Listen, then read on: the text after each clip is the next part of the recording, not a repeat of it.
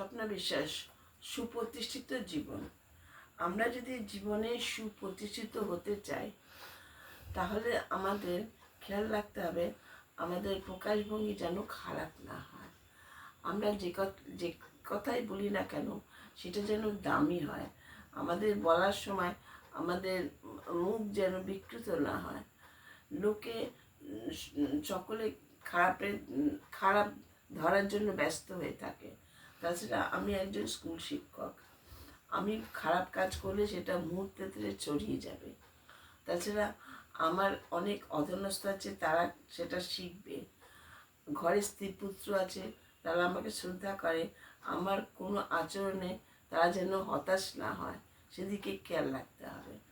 ভালো কাজ, সকলেরই ভালো কাজ ও খারাপ কাজে জীবনে একটা দাগ রেখে যায়। সেই জন্য খারাপ কাজ যাতে না হয় সেদিকে সতর্ক দৃষ্টি রাখতে হবে। ভালো কাজ যাতে হয় সেদিকে খেয়াল রাখতে হবে। কারণ ভালোভাবে মাথা উঁচু করা একটা জীবন আমার চাই।